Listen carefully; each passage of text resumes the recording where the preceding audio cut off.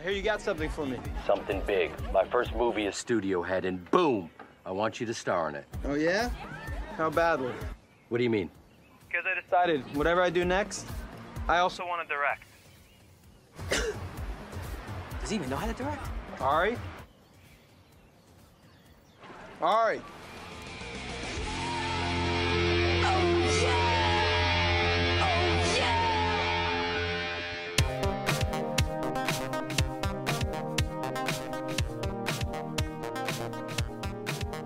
Welcome back to the Last Row Podcast. My name is Drew, and as always, I am joined by my very good friend, Mr. Badway.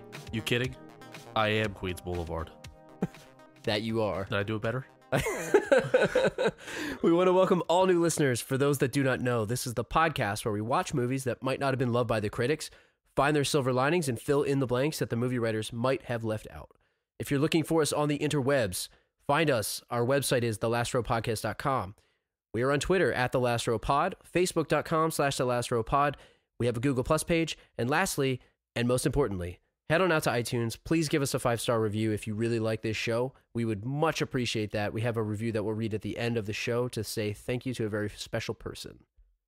So this episode, we did Entourage. Not just the movie, but the entire series. It's kind of a love letter to the entire series, similar to our Fast and Furious franchise episode a few months back. So Entourage, the movie, 33% Rotten Tomato, 6.7 IMDb, directed by Doug Ellen?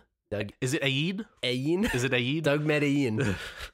Directed by Doug Medellin. Synopsis as follows. While hanging with pals Eric, Turtle, and Johnny Drama, movie star Vinny Chase gets a phone call from Ari Gold, his former agent, who now runs a major studio. Ari offers Vince the leading role in his first production, but the actor insists on also directing the film. Things get out of hand when the $100 million flick goes over budget, leaving Ari, Vince, and the boys at the mercy of the cutthroat world of Hollywood. I'll talk about a disaster film. What are they like? Those are odds stacked against them, Drew. It's kind of like a really long episode of the show. Yeah, I mean, it's like, I mean, in terms of weight, you know, you got what? You got Schindler's List.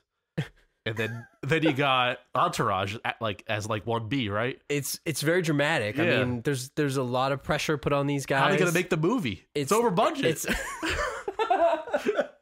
What are they going to do? How are they going to get an extra 10 mil? Oh, I don't know. It's so dramatic. You have to watch and find out. Well, anyway, we're going to be talking about this entire series, less so the movie and more so the world of Entourage, just because for those of you who have and have not seen the movie, there's not much plot to this thing. It's like a 90-minute episode of the regular show. So we're just gonna explore the space of the movie, so to speak. They could have probably made this season 9, and it could have been dragged out to probably 10 episodes of 15 minutes. Sure. Excuse me, 10. I don't even know what I'm saying. 15-minute episodes, 10 of them or something, the last season of the show. But I don't know. I mean, they decided to make the movie. This thing was in production for, or at least being talked about for a damn long time. Yeah. And they finally made it. Some would argue a few years too late. I disagree because it brings me back. And, I just rewatched the series, which we'll talk a little bit about later.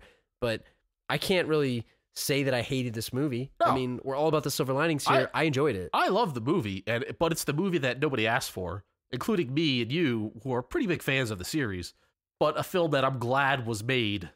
Put it this way. If you like the show, you're going to like the movie.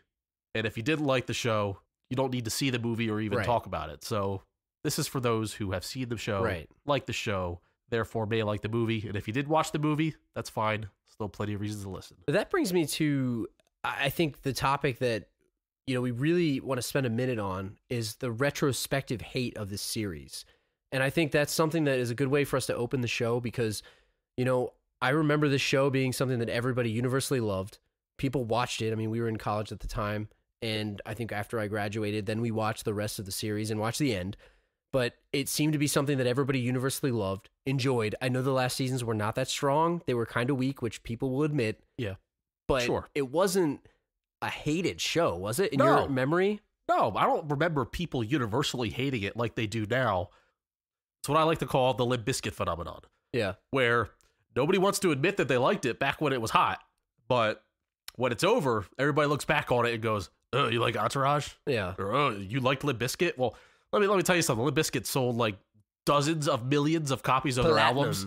Platinum. I don't think that many people hated it. And this is the same for this show. The show was immensely popular, and now to go back and say that it wasn't well liked or people don't like to admit that they liked it, I don't understand the reasoning behind that. There's no reason there's no shame in your game. The next time somebody asks me what the show's about, I'm going to tell them new metal. I'm just going to be like, it's new metal. You'll like it. You'll really like it.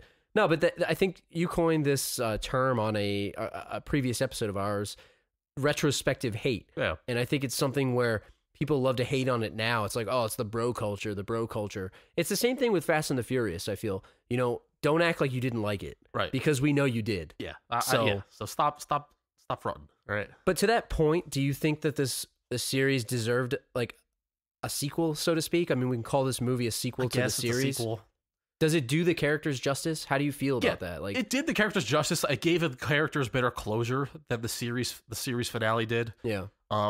It wasn't necessary, as in I can sleep at night. Right. How season 8 ended.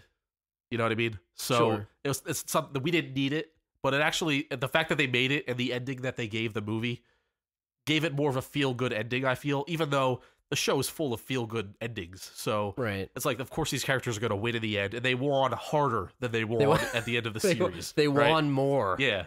So. And that's a good point, I think, because at the end of the TV series, Ari quits his job to go move to Italy to be with his wife, which you knew that wasn't going to last long. Yeah, I don't know if he considers that a win or not. Right. It's more of a surrender. That's in the moment of, I thought I was going to get divorced, let me compromise my own whatever to go move to Italy for 8 days or whatever it is, winds up actually being in the movie. The other piece I think too that was really dumb was the fact that Vince got married to some person that didn't even like him. Yeah, and he knew for like 14 days. It was kind of weird. And then the whole getting back together with his baby mama over and over again, and then one more time after he slept with her stepmother. So that is a violation of all violations. So we'll get into that later, but there's a whole lot that needed to be corrected, I feel. And a lot of it was. So it's safe to say that you believe that this movie had justice being made. Like it wasn't something that, they shouldn't have even made that. Well, I don't know if it had justice. They made it because they wanted to. These guys aren't doing anything right now. I'm not sure they made a lot of money. Mr. Selfridge himself is the only one doing anything. I'll put it this way. I feel like they did it because it was a fun thing to do. I doubt they made a ton of more money on this. So to jump into the plot of this movie before we start talking about the series, the movie is pretty much about what you had said. They're trying to make this movie called Hyde, which is like a superhero EDM Jekyll and Hyde retelling, is what I think one of the Movie Wire or something said. Yeah. And they're trying to make this movie, and they're over budget. They need more money. They have to get this money from these investors from Texas, Billy Bob and his kid, Haley Joel Osment, with a tiny face. Yeah, he's got a little boy face. It doesn't really matter. Yeah. But I think the controversy of the movie is the fact that Ari took over the studio. That guy, John, gave him the job. Yeah. And he gives Vince his first acting job in this $100 million plus movie. But what's the catch? Vince has got to direct, baby. How do you feel about that? He's got that taste for directing. I think it's a little unprecedented in the history of the movie biz here for a guy who his last movie was Ferrari in 2011. Something like that. And we're talking 2015. So 4 years after his last film, which wasn't all that great, it was all right. Yeah. Right? Now he's demanding to be in control of this $100 million studio epic about a superhero Jekyll and Hyde DJ. Skrillex with like some type of goop that he shoots out of his arms. I mean, he might as well be Ari's son, the kind of nepotism that just this follows through. It's like, this doesn't happen. Like, how does Ari would be immediately cut, his head would be cut off of his position. Am I right or wrong? I guess to say you're right or wrong, I would ask you, has this happened in real life before?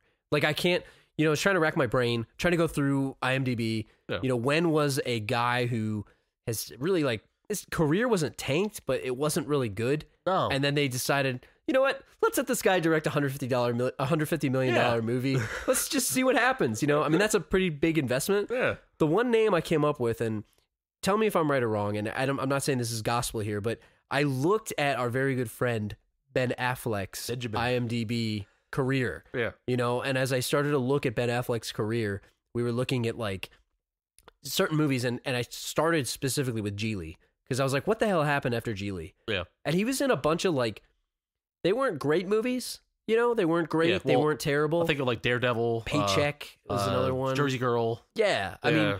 they weren't like huge releases or anything. But then the first movie that he really directed that was like a wide scale. I mean, I know he wrote Good Will Hunting and all these other things, but Yeah. it was Gone Baby Gone, right? Right, With right. his brother. Kind of Yeah. like Vince directing the TV movie of Johnny Dramas, like the Chilean The Miners. Chilean Miners, yeah. Or whatever the heck it was. But yeah, I mean, Ben Affleck is the only person, and like we explored the career of this guy, and it's like it took him about 6 years to really get back to where he was. And From the double dip Yeah. of Geely and Daredevil back to back. I think that's a semi good comparison. But that's my point is with that we were talking about.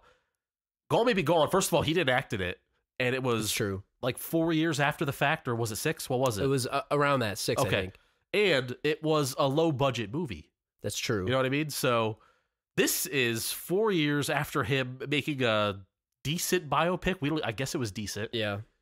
And now he's in control. First time director, $100 million budget, $150 million budget.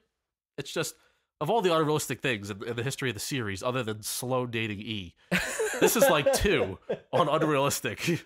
Well, you mentioned nepotism, and I think that's a good Yeah. way to look at it, because throughout the series, you can say that Ari pretty much, had Vince kind of in his back pocket, and Ari was in his back pocket. They were really, chained at the tip. I know he discovered him, but if Ari's a super agent from Hollywood, he's putting his hands in the pot of like Paul Walker, maybe. Yeah. Or so, I mean, we'll get to some comparisons later here, but I don't know how much of a superstar this guy is. Maybe he is, but he looks like the kind of guy that would flame out. Seems like the kind of guy that's riding off the coattails of one movie. Yeah. Aquaman made a killing, and after that, he's done pretty much nothing but trash, give or take a Gatsby or two.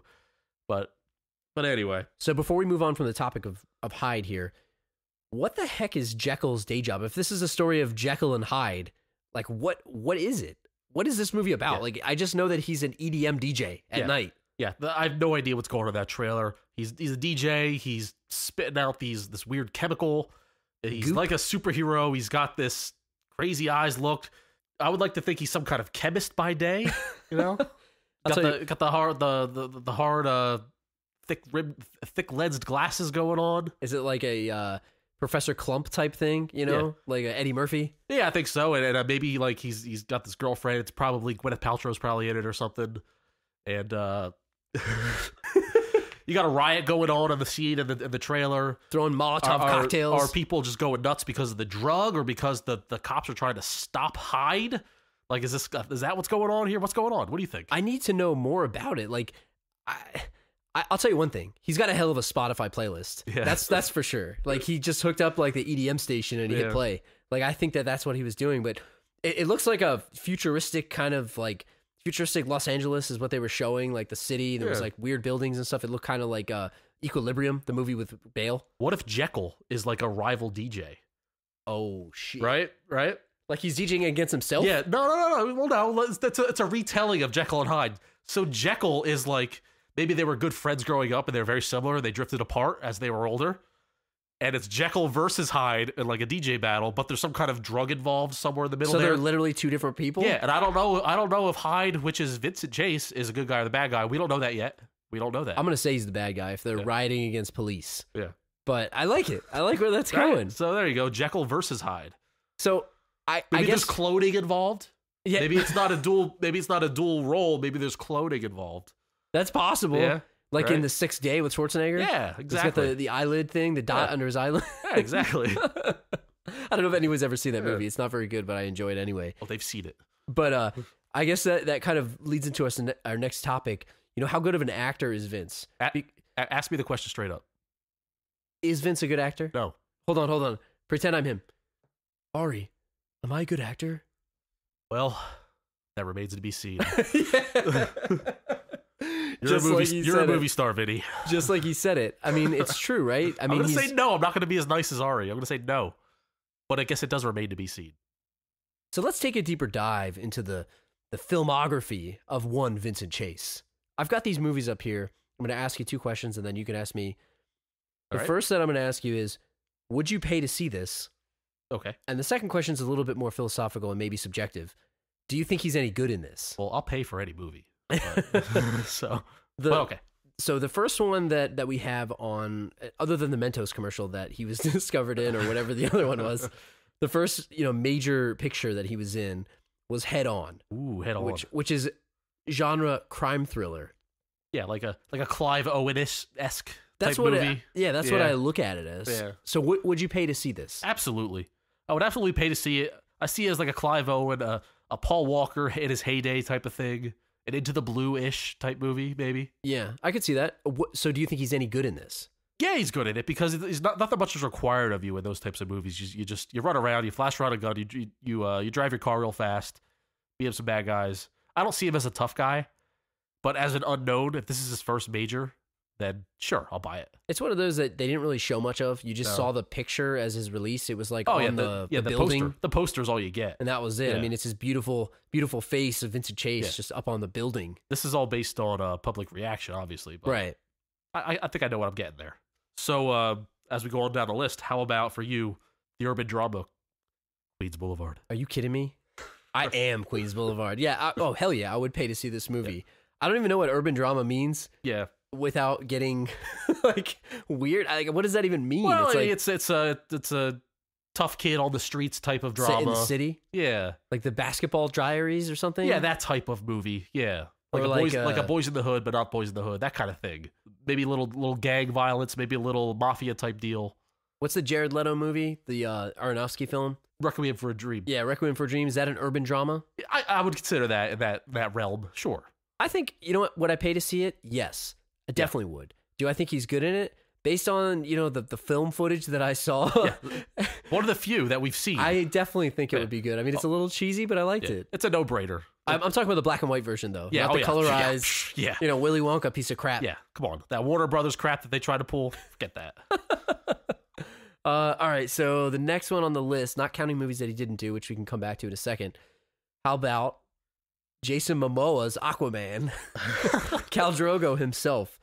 Here's my issue. Jimmy Cameron. This was in, I want to say, 2007 maybe, right? Yeah. I'm not a huge superhero guy. Like, I'll watch Batman and Spider-Man, Superman because they're like the main ones, because they're highly advertised, whatever. Sure. I'm not sure if I'm all on board for this Aquaman thing, especially 2007 me. Right? Like, what could the CG really have been like back then? And he's not going to be underwater with an air tank. I mean, we saw the making of with him and Mandy Moore, and they're strung up. There's a green screen. What's that really going to look like? I mean, Jim Cameron, if anybody could do it, I guess he could do it. That's the guy that brings me in. It's not Vincent Chase's star power that brings me to the box office. It's Jimmy Cameron. But was he a star at this time? I don't even think he was really a star. He was the up-and-comer. It's like, they're going to put him in this? Well, he got incredible acclaim at Sundance for Queens Boulevard. So based off of that and his box office draw of Head On, which was surprising, that's how he became the up-and-comer that got to grace the screen with Iron Man. But let's say this. Let's say Jared Leto does Aquaman. Yeah, Iron Man. Let's say that Jared Leto does Requiem for a Dream, and then James Cameron comes and says, "You know what? I want to put you in Aquaman in 2007." Do you think it would have been a good? I know Jared Leto's a great actor. Yeah. But do you think he could? I mean, not that they're the same people; they're on totally different levels. Yeah, but it's kind of the same thing, right? Same scenario. Leto would have said no, but Leto's a method actor. Yeah. We're going to talk about method actors at some point on this show. But he would have probably lived in the ocean for like a year before he could do this role. He would have grown gills just because he had to. He'd have had like fish surgery or something, So yeah, I mean, Cameron chose it based off of what, like 5 minutes of a clip he saw of Queens Boulevard while he was on a plane or a chopper or something. Yeah. So, but anyway, long story short. Yes, I would pay for it, and yeah, he's probably really good at it because it's like every dog has his day. If he's not a great actor, this might have been his one shining moment. So the back-to-back of Queens Boulevard and then Aquaman, that might have been the end of it. It's like the best of Vinny Chase, right? The hits of the 2000s. He may have peaked here in 2007. Okay, I like it. So moving on to maybe his most hotly talked about movie, The Career-Killing Medellin. Listen, I have very strong feelings about this movie. Yeah. I think he should have listened to everyone literally in the world that told him not to do it. Yeah. There's a lot of signs to not do it. Would I pay to see it? No. I would probably wait until it was on like, the bargain bin and maybe somebody's, a friend down the street has it. Maybe I'll mooch off of them and watch it. So it's in the like 3 for $5 bin at Walmart or something. Either that or like, it's probably the type of thing that'll be on Cinemax or something, or maybe Stars. It'll probably be on Stars, the right? movie channel, which shows a lot of crap. The movie channel, that's what it'll be on. Maybe Encore. I don't know, but I think the thing about that movie is I don't think I would pay to see it specifically. Right? Is he any good in it? Probably not. I don't know. I mean, I saw some clips of it, and he had a pretty bad Spanish accent. Yeah. The makeup looked pretty bad. Yeah. I think Billy Walsh was a little too self-indulgent. And I think, you find out through the series that, Eric says it a few times, there's a good movie in here. We just got to find it. Right. Like maybe the footage was there, but Walsh was too in over his head. And that's their fault for, pinning their wagon to him. Yeah. Like, I just... That's disaster all around. Right. Just a huge disaster. So no, I would not pay to see it, and no, I don't think he's good in it. But I would still watch it. But there's no gem in here. You watch it, knowing it's probably gonna suck. It's probably bad. Right. Fair enough. So Fair anyway, enough. Okay. So the next one that I'll ask you about is Smoke Jumpers. Ooh. So it's technically unfinished. Yeah. But since we saw footage, I think we should talk about it. Yeah, we can talk about it. This was the Werner Volstead, 9 Brave Souls. Discovered the screenplay of 2 gun enthusiasts. Greatest fire in Oregon history. What do you think about this? Do you think he's good? Would you pay to see it? I would probably not pay to see this. This isn't my cup of tea.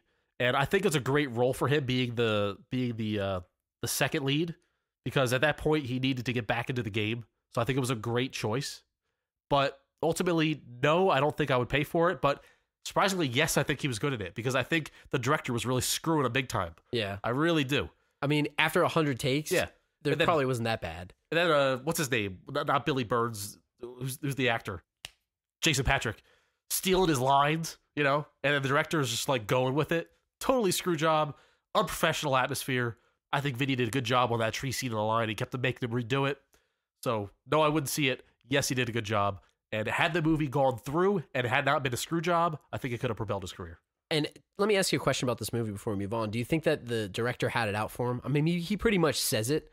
He pretty much says, you know what, I was stuck with you. I didn't want you. So no matter what he did, I think he was trying to cut him. I think it was like a backroom deal to try to cut him as much as he can out of this movie. And Jason Patrick comes across as the villain because it's like, hey, he's stealing his lines, but Volstead told him to. Stealing his desserts. Oh, no. It was totally, he's like, yo, I heard you stole my boy's cake. Yeah. My boy's last piece of cake. Turtle's about to fight someone.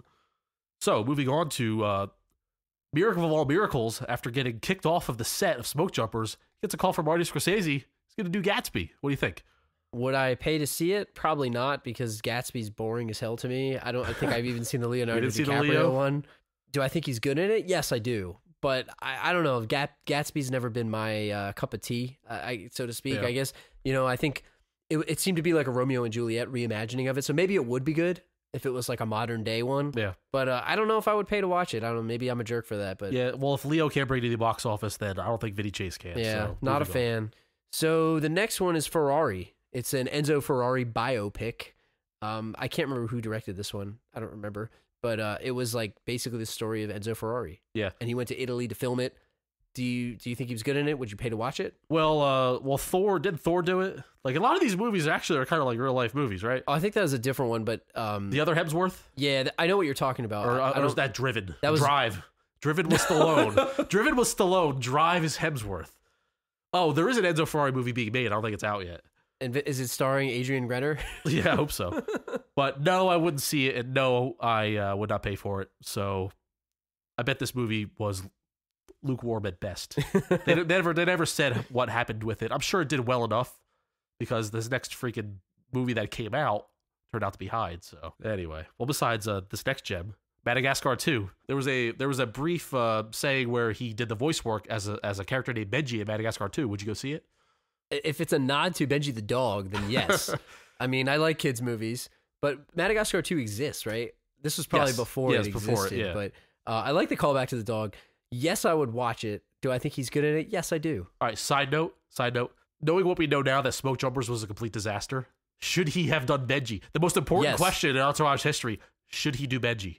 Benji the dog. I'd almost love to see an alternate reality where he does Benji. They acted like, his career was going to completely go in the tank. Yeah. The fact that he did Medellin and was able to get back from that, I don't know. I think he should have probably just done Benji. They had a whole episode devoted to that. Joshua Tree, they're tripping on shrooms, and they were trying to decide Smoke Jumpers or Benji. The problem is he wouldn't have gotten Gatsby had he not done Smoke Jumpers because the footage wouldn't have gotten to Scorsese, who saw it and then wanted to get him in it. Well, there's the real world, and then there's the Entourage world. And of course, everything works out in the Entourage world. But in the real world, probably should have done Benji. One thing that they dropped from that storyline of the Scorsese Gatsby thing was the whole Johnny Drama buying the bar called Johnny Dramas. That was like, we can talk more about Johnny Drama later, but I'm kind of bummed that they never really did anything with that. So, okay. So the next one is The Takeover, the Nick Cassavetes, a.k.a. the Notebook director, tough guy, do your own stunts action film. This is right up my alley right here. I would pay for it, and I bet it's great. I bet it's great because based on the stunt work that I saw, Vince, he did those stunts. So that like pulls me in a little bit, gives a little tough guy cred that he's so sorely needed. So yes, it's a yes and a yes. I would see it. I would pay for it. And I bet he's good. He's good in it? I bet he's good in it. It looks good. It looked like a futuristic thriller. So yeah. I apologize. Before I said it was Ferrari was the last movie. I apologize. His last real movie was The Takeover. Oh, with Cassavetes, yeah. So then his final movie that he worked on that didn't get made, with him anyway, was Airwalker, which is a superhero movie starring Stan Lee. Would you be involved with another superhero franchise with Vinny Chase, or would you be out? Would you be out and about with it? I think it would have to be the right superhero. I mean, off the top of my head, I can't really think of one that he would fit in. Yeah. So maybe he could be Spider-Man, maybe. Yeah.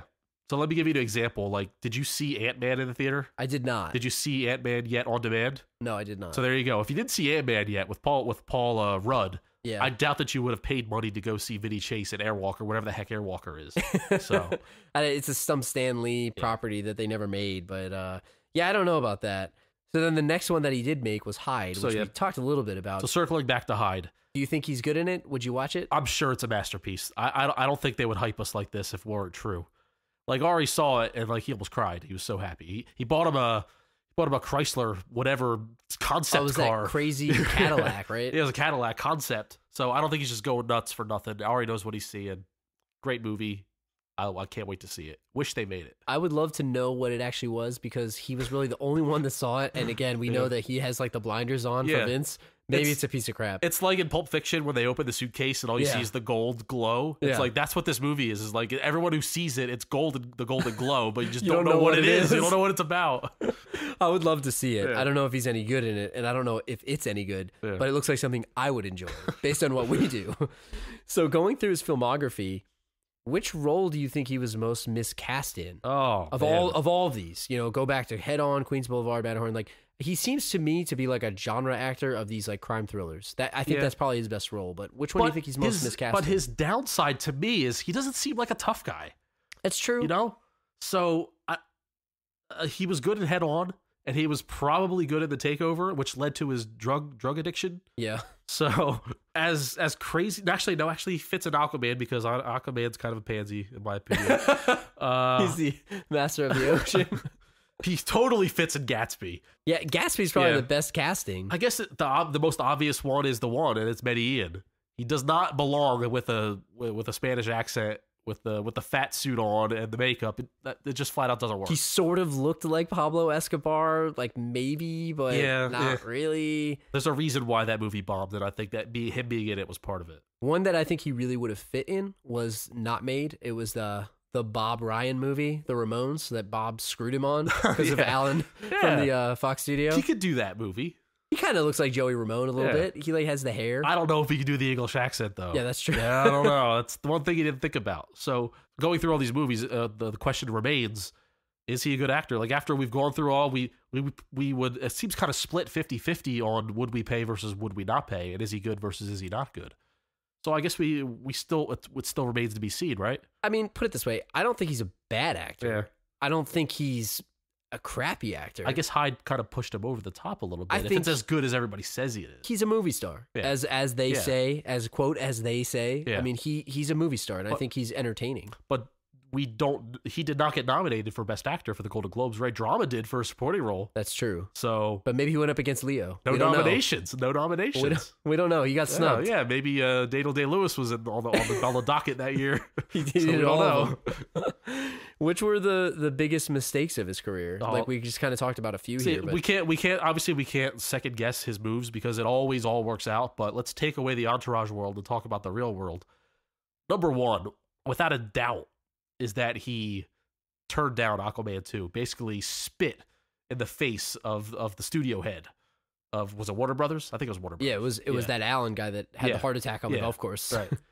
Should never have turned down Aquaman 2. I don't care if Kevin Smith wrote it. And I don't care if Michael Bay was directing it.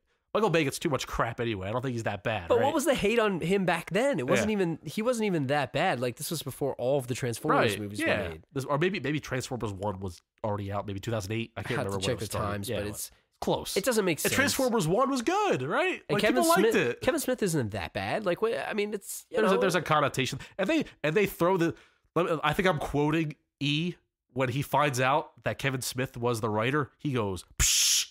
Like he pushed Kevin Smith. Like that's a slap in the face. If Kevin Smith is watching that show, he's got to be like, what the shit, man? Listen, I could say a lot about Eric Murphy. That guy is such a douche. I hate him. He's the worst character in the show. I know I'm probably pissing off a lot of people when I say that, but I think he is the luckiest SOB in the show. He picked a couple good scripts. Couldn't get his buddy Charlie a job. He ruined his own relationship because he's a moron. So the Murphy Group wasn't a success? The Murphy Group is an utter and complete disaster and failure. Whoa. He lets Scott Lavin take over his client, who turns him into a cokehead, dating porn star, banging failure of a person. So are we saying that Vince was a success in spite of his manager and best friend? Yeah. I say that E kept him afloat. Go back to Sbarro's. Yeah, he kept him afloat. He should have started spinning some pizzas again. And not to make things personal, but he probably is the actor with the most experience of the four in the Entourage group, and he's probably the worst one. Yeah. Kevin Connolly. One other one that I just want to bring up is the fact that he's got some blind faith to Billy Walsh, who turns out in the end to actually succeed and help out drama and everything. But I think his blind faith to Billy Walsh is why they ruined Medellin. It's like, we got a shoestring budget. Let's get a guy who we know how to handle this shoestring.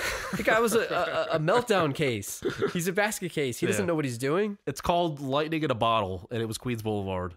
And Billy Walsh belongs in the 4-hour epic indies. He doesn't belong on the big stages with explosions and the sprawling set pieces that was Medellin or any other type of movie like that. Falling in love with Sofia Vergara on the set, before she's in Modern Family. It's ridiculous. Was that Sofia Vergara? Yeah, it was her. Are you sure it was her? It was 100%.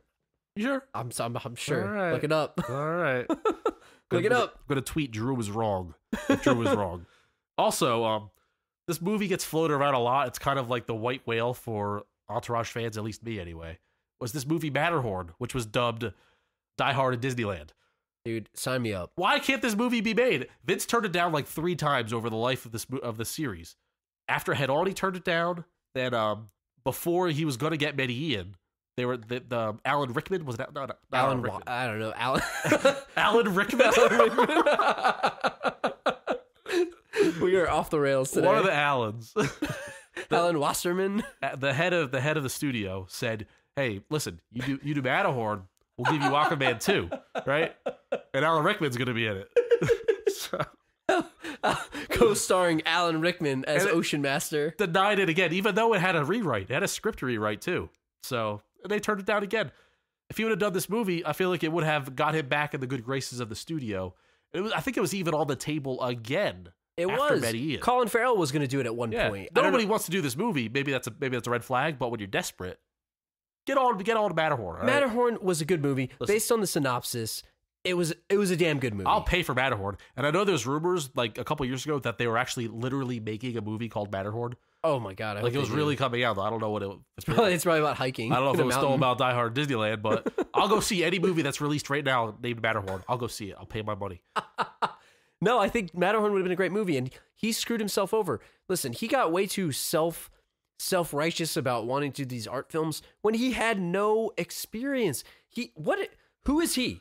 Really, who is he at that point? Yeah. And I just rewatched the series, so I vividly remember a lot of this stuff. He was so on his high horse about, I got to do this art film. I got to do Medellin. It's so good. I'm so passionate about it. Get it for me. This is what I want. And Eric is an a-hole because Eric should have said, dude, this thing fell apart multiple times. So many people aren't going to do this movie. You should probably not do this movie. Not only did they do it, they bought the script themselves and they put their damn house up for sale. They were almost homeless. They were homeless. They're lucky drama. They're lucky drama had 5 towns, or else they'd be homeless back in Queens Boulevard. It's ridiculous. So, yes, his career probably should have tanked. I mean, he was an idiot for not doing Matterhorn. It was a great movie. The guy was going to let him do Medellin anyway. Yeah. Just do it. Just do it. Just do it. And then everyone would have loved it, you know? Anyway, one last thing about Vincent Chase before we move on. I want to ask you, who is the real life Vincent Chase? If you had to pick an actor in the world, yes, who is the real life Vincent Chase? See, there are some articles that are based on this. Someone scientifically broke it down, and I think the winner was Tobey Maguire, based on number of like movies, especially with the order of them. But I just don't see it. I see Vincent Chase as a Paul Walker to me, a Paul Walker type, a less tough Paul Walker. One of the other guys we talked about was Jake Gyllenhaal the one time, I think. That's another one. That's another one, yeah. I agree with you on Paul Walker. But he's too good. I think Paul Walker's like a good example. He's got the franchise of Fast and the Furious. Yeah. He was in a couple indie flicks. Yeah, there's a lot of his action movies that like probably were similar to Head On and The Takeover. Yeah. My guess is Paul Walker, because Jake Gyllenhaal is too good of an actor to be compared to Vincent Chase. Especially now. Yeah. So came a long way. So Vince has his relationships with people and everything. Let's talk about the most unrealistic relationship on this show. I've got a few candidates for you. Okay. You tell me which ones how you feel about it and what you think. The first one is Turtle and Jamie Lynn Sigler. That's a good reaction right there. That's a good reaction right there. Unbelievable that Turtle would get Jamie Lynn Sigler. What did he pick her up on an airplane? He joined the Mile High Club with her. Yeah, sort of. Yeah, well. He got to first, third base Mile High Club? I don't know if the kids are called the bases these days.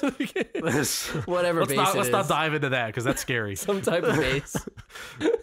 First base is a lot different now than it was back in our day. He's on something. I don't know what he was. Yeah, he's It was a weird relationship, that's for sure. I mean, I don't know. They met on an airplane. She sent him to college. Entourage, the story of Turtle. Turtle goes to college. Entourage, Turtle goes to college. It's like, we should probably colon that for this episode. She bought him clothes and all that. She took him back to school shopping at the Gap. Yeah. He looked like a Gap model. I would say most unrealistic, but I know there's one in particular that I know is more unrealistic. Which one is it? Which is your favorite of most unrealistic? Most realistic, it has to be E and Sloan. There's no way. Yeah. E's too much of a douche. Doofus and a douche. Sloan is too smart of a girl to ever go for a guy like E, who is kind of a weasel, but he's a nice guy, I guess.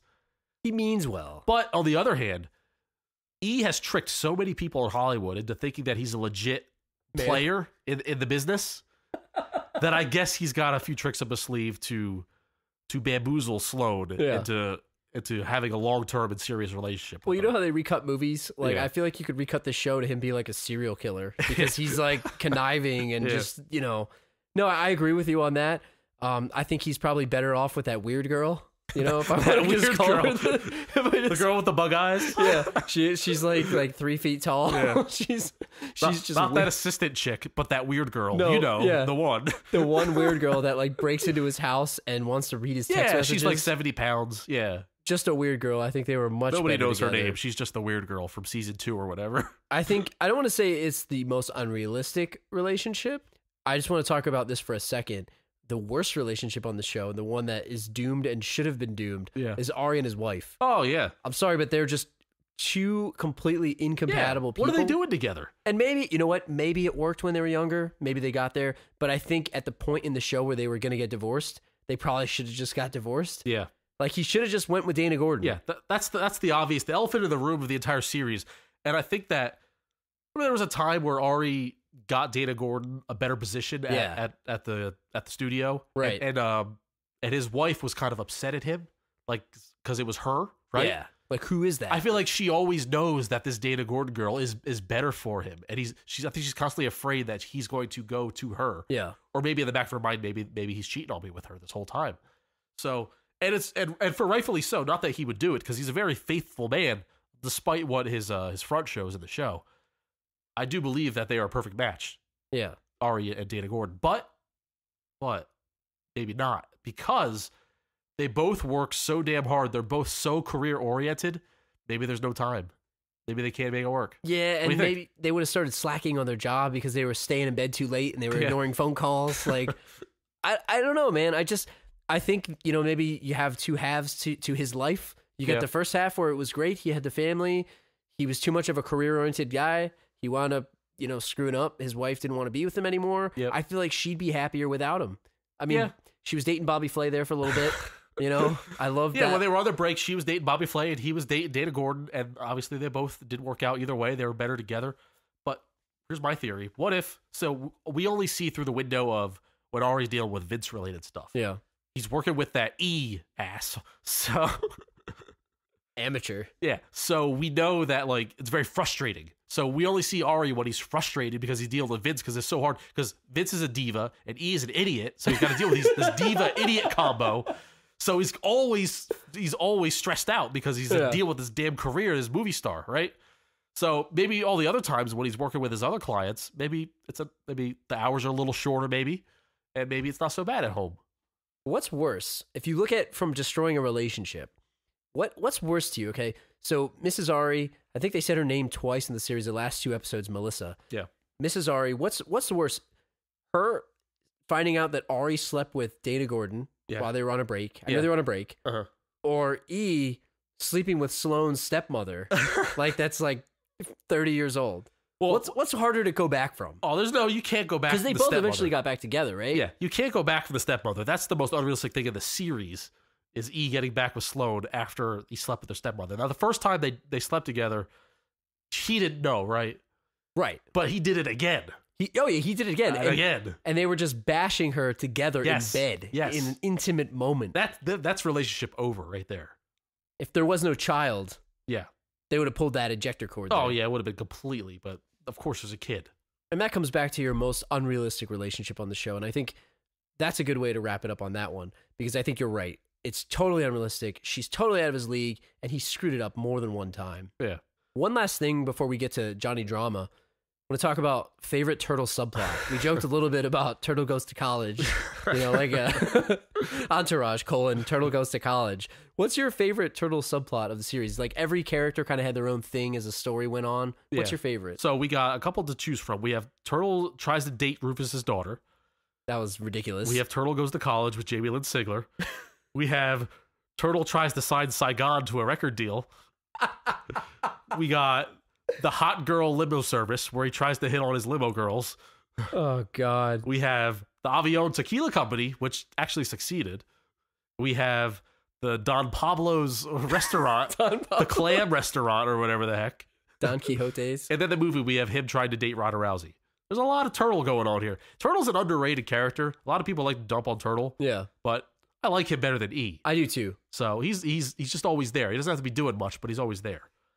You gotta go Saigon, right? Oh, absolutely. Saigon's that was like a running joke in the apartment when we used to live together. It was like, yo, Saigon. It was just the name is ridiculous. The fact that he's actually a real artist is awesome too. Yeah. Just that whole subplot. It's like, yo, I gotta get my money from Saigon. It just became this just funny legend of the legend of Saigon. Now the dating Rufus's daughter thing is funny just because the Rufus character is very underrated. Oh, that guy cursed on a drop of a hat. And just like the sneaking around, trying to get around, it's the whole, it's such a trope of shows that try to date the guy's daughter, tough guy daughter, To that point though, how crazy was he for trying to hook up with his daughter? Yeah. Like he was literally trying to hook up with her in the car outside the house. But that guy will kill you. With all due respect, Turtle really is a gentleman. And he was very upfront with her dad saying, I'm a good guy, I'm a good guy, I'm gonna treat her right. He tried to treat her right. So I'm not against this. And I feel like the show kind of just dropped the relationship. Yeah. But I feel like it could have had legs. Like he could have found love. Yeah. It's just there was no room in the series for that because Rufus's daughter is not a thing that could go on in the show. So I'm going Saigon for my number one, but my second, I'm going with a close second is the Avion Tequila because of that guy Carlos and the guy that way that he talked. I called him Hector earlier. That's his brother, I think. That guy Carlos was awesome. Turtle. He was like, you cannot talk about my tequila company. Turtle, you do not advertise my company. You leave that to me. He had the greatest angry just demeanor towards Turtle. He just hated him, even though Turtle was trying to help out with his company. Yeah, and it brought us Mark Cuban and Bob Odenkirk. So there's a lot of good cameos going on because of that. Also, not to linger on Turtle, but gotta give love to the movie. The Ronda yeah. Rousey storyline was great. It was very good to me. I enjoyed it immensely, and I thought it was a good pairing. It was a good duo. I thought Turtle was great in the movie. Love that part. I love a lot about his character, like the fact that he was rich now off the tequila company, even though he's an idiot and tried to start a restaurant. Worst business you could possibly start. Yeah. He sold his shares, but Vince bailed him out yet again. Vince bails everyone out. So enough about Turtle. Let's come to our favorite character of the series, and probably everybody's favorite character of the series, Mr. Johnny Drama. Yeah, it's a crowd favorite. It's either Drama or Ari, people usually say. And the thing about Drama, it's hard to talk about him in this space because he's kind of the comic relief, and a lot of Johnny's favorite moments were kind of like, hey, remember when Johnny did this or when Johnny said that? Jokes. So it's more like it speaks for itself, you know? But what we can discuss is his three main character arcs on this show. It's Viking Quest, Five Towns, and Johnny's Bananas. To you, what was his best? What do you think his best was? What's your favorite? It's not just happening over here. It's happening over there. It's happening over here. It's happening over there. That's the best monologue ever. And the fact that he had to rub one out before he gave it was just amazing. No, I love the Five Towns sequence of him being on the show. The fact that the dude could not catch a break. Yeah. He finally succeeds, and then, it's taken away from him by the Reverse Flash. If anybody's watching Flash, it's the same actor. I didn't realize until I was rewatching lately. But that guy took it away because he tried to hit on Jamie Lynn Sigler, and he tried to stand up for his boy Turtle. Being a good bro. And they gave him the battery acid on his face the one time, and he's like sitting around, he's like literally deformed. And they're like, what is it? They're like trying to keep him on the show because, I don't know, Ari helped him out or whatever it was. And they were trying to just basically, he was in a coma for like a few episodes. It was just ridiculous. There's so many good things. Write-off storyline. Put the guy in a coma. I just loved it. He's definitely my favorite character. And like you said, there's a lot of those, remember when this happened? Remember when that happened? I don't want to get too much into that. But I love the Five Towns part. What about you? What's your favorite part of it? Yeah, Five Towns is a show I may have watched. I wouldn't have watched Viking Quest because I'm not really into that kind of, Nordic thing. The sci-fi Nordic. Yeah. Johnny's Bananas would have been good, but you see it a lot. Those animated shows that go on for a couple seasons and they're immediately canceled. They usually don't have a good shelf life. Right. But plus Andrew Dice Clay just annoys the shit out of me. Yeah. So I don't know how much I could have stood that. So I'm going Five Towns.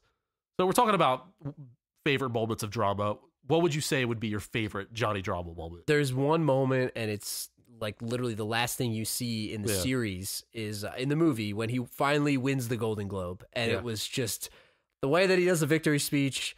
I mean, it was so overcome great. With emotion. I think that's everybody's favorite. Everyone's happy for him. If I have to go from the series, Yeah. It's probably the time where he got caught whacking it in the trailer, getting ready for the movie, and he was talking to himself, and he left his mic on. That's probably my favorite moment. But circling back to the movie, that's if that's the only reason that they could have made the movie, that would be a good enough reason right there. Right. Was to end it with Drama finally winning. So it was a feel-good moment. For me, it's a moment with less gravity. It was when he was trying to buy his condo. Oh, and God. he was completely overstretching his budget after he got Five Towns. Yeah. Where he was trying to negotiate with the real estate agent, and he's so bad at negotiating. He actually negotiated up. He was lowballing it for so bad. Yeah, he's lowballing him so bad, and the real estate pulled the classic eye of the other guy on the phone right now. He offered list price, and then the classic line, he goes 1.4. Yeah, or it's like $200,000 over the list price. So he negotiated himself above. That was my favorite drama scene. So to close this thing out, we talked a lot about the movie and some of the favorite moments of the series. How do you think the series holds up? As someone who watched it when it was live, how does it hold up to you today? I know people bash it now, but to you, how is it? Okay, so obviously I'm a huge fan of the show. If you can, after our 55-minute ode or whatever to this so far, I watched it live, starting from season 2, went back, and then caught up, and then from each one it was live, and then I watched it again a second time. Binge watched it right before the movie came out last year. Seen a couple different episodes, cut a couple different times in between. I still think today it holds up just as well as it did back then. It doesn't really date itself too much. Of course, the first season of any first seasons, especially something in the mid-2000s, it is a little dated. You see a little bit of especially the technology, cell phones, whatever, flip phones, yeah. But that has nothing to do with the show for the most part. So I think it holds up perfectly. I think the jokes still hold up. Little homophobic in this day and age. Can't really get away with some of the jokes, especially stuff that Ari has been saying. And even in the movie, they toned down his homophobic jokes big time. That's the only thing that's a little bit dated with the show. Changed, yeah. But I still think, say what you will about those kind of jokes, I still think in the end it was all in good fun with the character because he still had much love for Lloyd. Yeah. Anyway, so I would watch it again. I'd start right now. Let's go. And I just recently rewatched it, and I felt like I forgot how good the beginning was because watching the end live did leave a little bit of a sour taste in my mouth. You know, not that it was bad or anything. It tried to get dramatic, and when you were watching it week to week and the episodes were about like 25 minutes or so, when a show that's typically feel good turns into it got heavy. The morals of coke binging and people committing suicide like Tig from Sons of Anarchy. You know, it just was weird. But I think looking back, I forgot how good the beginning was. Yeah, well, that's what that was without saying, of course. Season 7 and 8 definitely were inferior to the rest of the series, but not without their enjoyments. But having said that, I think actually 7 and 8 were much better than I remembered. Yeah. Like, I was actually enjoying them. Not great, but all shows have the downslope, and they knew it, and then they ended it with Season 8. Season 7 wasn't that good, and I think they knew it, so they knew, let's get out of here with 8. So where does it rank in terms of your favorite TV comedies? Like, is it up there with the rest of their shows? It might be in the top 5. I would say Office and Parks, Curb Your Enthusiasm, in no particular order. Curb is definitely up there. Seinfeld, it might be in there. It's probably one of the most rewatchable shows, and I think if you're looking for something to watch real quick, you have 20 minutes to kill, throw one on, and you can't go wrong. Yeah, there's classic episodes for sure that you could fire up at any time. So, all right, so that about wraps it up. Before we head out, I just want to thank all new listeners. I want to give a shout out to a special iTunes review that we just got. Unique and Refreshing was the brand by Simkovic. Awesome podcast for movie buffs or newbies to getting into movies, especially action movies. These guys do a great job and keep it fun. Great for car rides or if you've had a bad day. Glad to brighten your day, Simkovic. So next week, we're going to switch things up a bit. I want you to stay tuned for The Last Row On Demand, which is basically a holder episode that we will do weekly after our movie episodes, which basically we're going to talk about anything that might be going on in the world of entertainment, what we've been watching, anything that we're passionate about, anything we come across. It's basically a free-for-all, kind of like a half mini show, if you will. So be on the lookout for that. We're excited to keep that going as we go. Thanks, Badway. I'm looking forward to the on-demand show. I think it's going to be a great way for us to play some games and all that stuff. But as you said, if you're looking for us on the interwebs, we are at thelastrowpodcast.com. On Twitter at thelastrowpod. Send us an email, thelastrowpodcast@gmail.com. We are also on Facebook. We need a couple more likes. Head on out to Facebook, give us a like, and that'll do it.